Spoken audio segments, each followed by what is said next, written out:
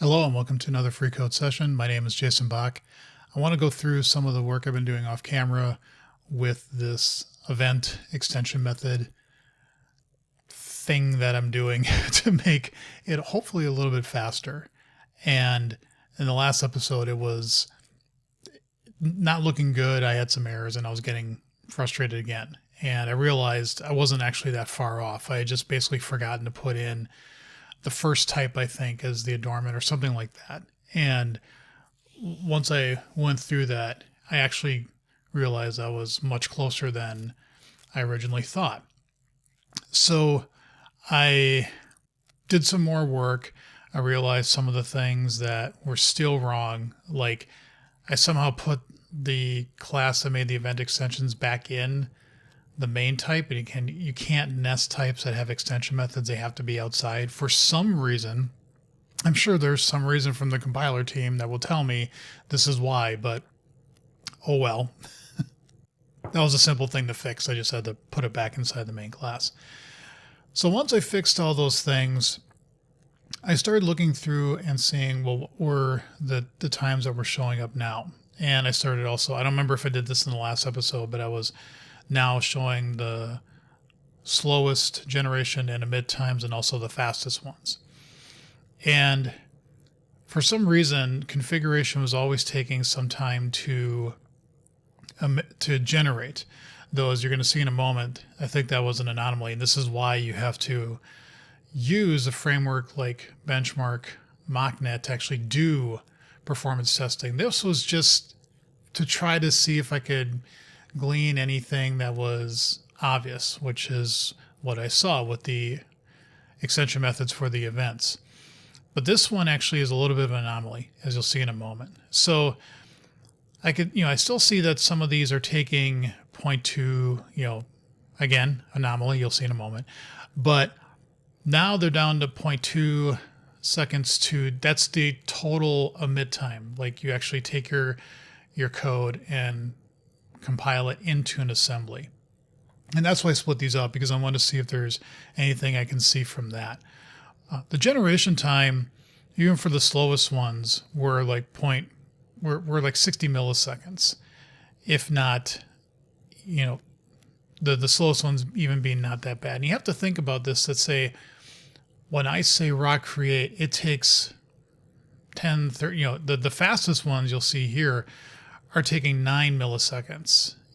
So as soon as you type that, it's done. It's there. It's available for you to use. Now, of course, that's a little bit of hyperbole, because what actually has to happen, especially in a tool like Visual Studio, is, okay, that code's generated. Now I have to do all the things to, if somebody brings it up, which usually you wouldn't, but to actually get the syntax tree for it, make it available, to have that as something that you could use within your code. So there's still, some work that needs to be done. But for most of these, and I would say this is probably true, even if the ones that are rather large, like these are still large because there's a fair amount of elements that need to be made, they still don't take that much time. And you really shouldn't be making a ton of mocks in the first place. If you have a test assembly where you are making hundreds of mocks, why would you be doing that? That seems a little bit extreme. But I've also talked to people that have had 200 projects within a solution. So there's that too. That it's something that you could probably just, and I'll admit, I've been on projects too where we have done things where we have mocked a fair amount of stuff. And the more you do, the more time it's going to take. It doesn't matter how fast or performing your framework is or the component you're using. The more you use it, it's just going to take more time and resources to get it to do whatever you need it to do. That doesn't mean that rocks can't be optimized more. It's just you can optimize the crap out of something, but if you use it extensively, there's never a free lunch. There's always going to be some cost involved in doing so. In fact, I was watching a presentation, I think his name is Dave Cutler. He was talking about using const expression and in C++. And so basically what it is, it's a way for your code to be evaluated at compile time. And so when you when you call a function, if everything is const expression, if I understand this right, then when you call a function, the compiler can inline the result. And so when you run it, nothing happens. Now, of course, it feels a little hand wavy because there was still work to be done to get to that point, to get to that answer. And that happens at compilation time. So it's like, oh, your code runs, your executable runs really, really fast.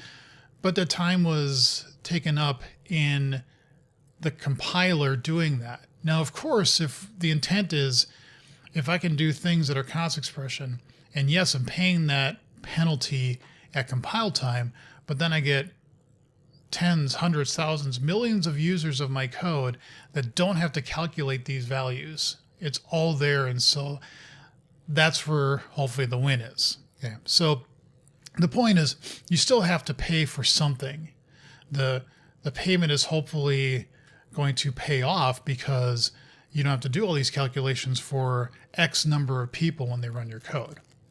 So anyway, so I got these values and I thought, okay, it was clear that the event expression or extension change that I had made to reduce the number of them was paying off. So then I went through and said, does it actually compile? And I had a couple of errors, mostly with when I generate types for pointers. And that just took a little bit of finessing to I got all the errors here. That just took a little bit of finessing to fix those issues. Okay. And that didn't really affect anything at all. I had to fix some other things with pointers as well. And then finally I said, okay, now it's all good. Everything's working. So I also included Entity Framework because that also was one that seemed like it was taking a fair amount of time to run, and got some more times here. And this is all going to be in a document. I always keep, not always, but I try to keep, if I'm going to take notes on an issue that I'm working on, I keep that in the docs folder. There's I think it's a notes folder. Yeah, right there. See, right there. I should have zoomed in on that, hopefully. So you can look at all the notes that I take when I'm working on an issue if I need to for whatever reason. They're notes. They go all over the place. They're not meant to be formal, but you can kind of see what I was thinking when I was doing stuff. So, okay, fine. And I now included EF, and I was looking at these times. And so I looked at angle sharp configuration because, like I said, why is it taking so long? And I dove into that type, and what I realized is it's actually very simple. It only it inherits from an interface iConfiguration, which has one property on it. That's it. Only one custom constructor. Other than the base get hash code, toString, those things. That's it. There's nothing else. And so I'm like, why is this taking so long? And then I realized, I wonder if we're suffering from the first measurement, cold start, warm up, blues, so to speak. And so I just basically ran it 10 times, and you'll see that, yes, the first time it takes a bit of time to run. And I bet this is the first type that we find when I'm doing all of my testing. But after that, you'll see that it quickly gets to be pretty small. Like, it takes about 10 milliseconds to actually generate the type. And here's one that was a little bit slower for whatever reason. If I actually did this in benchmark MockNet, I bet I would get better evenness with the answers. But you're seeing about, I'd say, 15 milliseconds to build. So it's really not that slow at all for this type. That's just an anomaly. Well, then I put it up against another target, this one. And this seemed to show a little bit more behaviors, so to speak. It does take a little bit longer. I average these values out, excluding the first one. And you get about 35 milliseconds to create the mock. And you're going to see why in a moment. The compiler times will go up a little bit. So now it takes about 0.25, roughly, to compile, 2.5 milliseconds. I'm sorry, 2.25 seconds. Those details matter. You won't be off by one, be off by 1,000. In any event. So I looked into this, and it doesn't surprise me that it takes longer. This type is just large. So if I look at, I grab that code and I put it here, all the stuff that's generated. And so all the handlers, if I scroll all the way through this and go down to the bottom, that's 84 handlers that I make. So we're up to 450-ish lines of code. Okay. And if you include the verify part here before you get to the mock. So that first stuff is 550 lines of code that have to be written just for the handlers. Now this mock, this just is the way it is. There's no way to get around this because this has to be the way it is in terms of implementing it. If you implemented this interface, you'd have to implement all these things too. And what you do with that is completely up to you. But this just has to be there. So unfortunately, there's no way. I've thought about, is there a way to maybe share some of these implementations, but that might actually make it maybe a little bit slower, or the payoff may not be that much.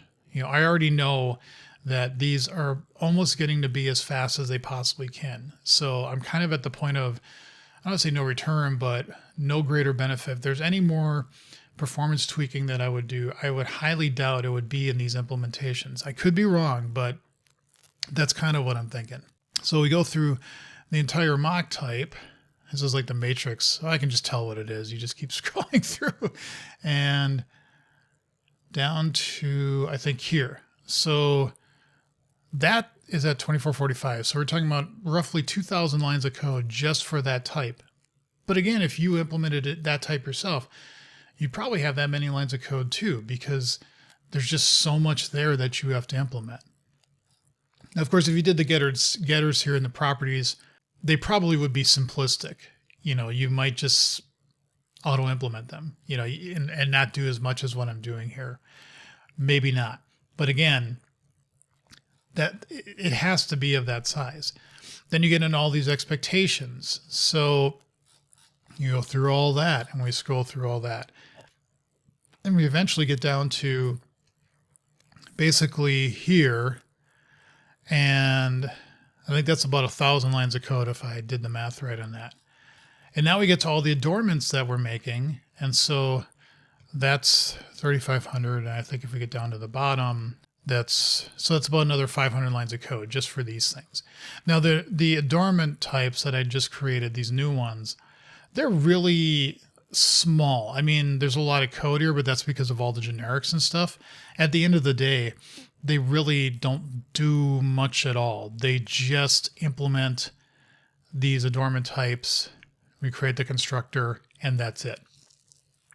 Arguably, if we could share some of these handlers, like if you go back up to the handlers too, there may be some in here that are doing almost the same thing. It's kind of hard to see, but there might be some similarities in terms of the handlers. And so you could say that I could potentially make a handler that's shared for different members. But again, is there a benefit in doing that?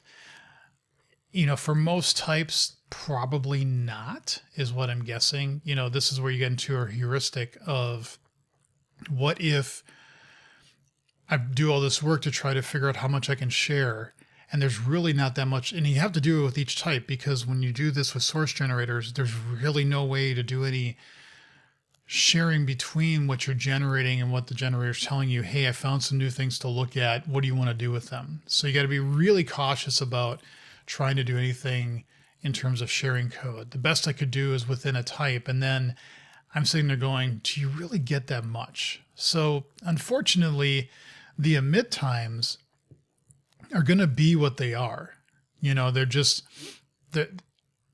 going to take the time that it takes to get this done. So it is something that could potentially be an issue, but I would say this is a problem for any mocking framework. If you have a type, if I come back down here and I go to the SVG, if you wanted to mock that, even if you wanted to create your own test doubler or whatever you want to call it, you still have to implement all these things. You don't have a choice. That's actually, I saw an article recently talking about, I don't like mocking frameworks. I like test doubles themselves. And I have to go through it a little bit more in detail and be a little bit, I'll try to remember to put a link in the description, be a little bit more objective with what the person is saying. But one of the things, if you create your own mock, is if you have an interface like this and you want to mock it in however you do it, if you hand roll it yourself, it can get to be just a lot of busy work in terms of you have to implement all these things. With a mocking framework, you don't have to. You can just say, I want to mock this. And in this case, I know this one method is going to be called. But if it's an interface, I still have to have all these things in there, which I do too. There's no way around it. It's just I don't have to write that myself. So me as the developer, I can use a tool that lets me pick and choose. And I kind of like that. So getting back to performance with this, I really don't know how to make these any better at the time after I make the code generate. This is purely just creating the assembly too. It's not including the generation time. Now the generation time, 35 milliseconds, again, still could it be better? Probably. I started doing some look with the profiler. I have a session up here, and I'm sorry that the text is kind of small to read, but I started looking through, and there's no surprise that the hotspots is when I call create output, which what that's really doing is calling rock create builder. And specifically, it gets down into the mock builder to create it, and then the mock type builder. So, are there things in here that I could potentially find to maybe make this a little bit faster? Yes. I know I've said that there are lots of times where I do iterations over and over again. Is it possible that I could reduce those?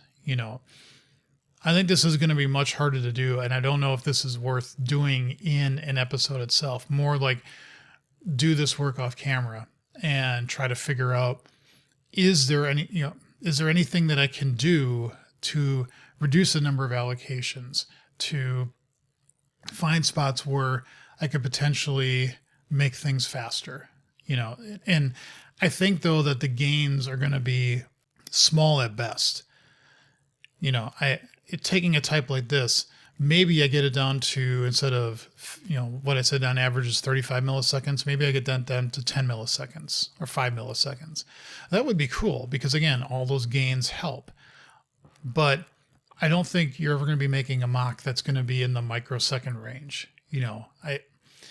I don't know. So this work is probably going to be kind of off to the side, and rather than trying to capture this in this generation times, I think it's just to do this on occasions and then say, okay, maybe drill into this thing. Is there possibly a way I could squeeze out just a little bit of time here and make these little cuts here and there?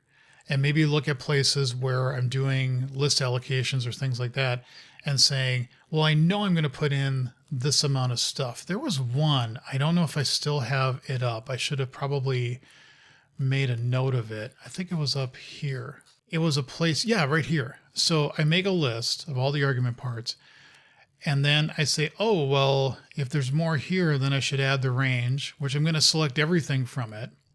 Okay. And then here with the named arguments as well, what I could do is say, well, you know what? Maybe do this a little bit nicer and to say, figure out how many parts there would be. And then if there are any, then actually go through and create the list of a specific size, because I know I'm going to be exactly that size. And then, figure out what this would be, and then do string empty. Maybe there's a way I could optimize this description out a little bit. Now, I think I looked through the profiling session, and is there a way to search in here? Search in native code, which isn't really what I want. I think there is a way in here to search what you're looking for, but I thought I saw in here somewhere where it was ending up calling get description, but I think it was also calling this version of get description, which ends up calling, if I remember right, and go to here, and ends up calling this one. Now again, that wasn't high on the, sorry, I keep switching back and forth and I don't mean to do that. I don't remember where I actually saw that. Maybe it was in here. I know it wasn't like a big one, but it was one that I noticed. And system node, that's the type mock, property mock. Yeah, right here. So it's not a lot, but it is, you know, up there a little bit. And maybe if I could do just a little bit better work on that, then I'd be that much better off. Because this get description, yeah, we just take the compilation and then there should be, yeah. So the point is, I think I can go look through this a little bit in more detail and potentially improve this slightly. But again, I think this is only going to be little cuts here and there. And I don't know if doing a major rewrite, if that's even necessary. And if it is, how much is that really worth it? You know, again, I have to think of the typical usage, which is you only are going to do this for a handful of types. And probably those types are going to be 5 to 7 members a piece. Not always. You know, you also want to think about, well, what are the extreme cases and what can you handle and make it better? For the majority of things, is this sufficient? Probably. Could I make it better? Yes. And I am going to be looking through and seeing what I can make better. But I really don't know if there's a ton of stuff, and I could be wrong, but a ton of stuff I could do to make this significantly better.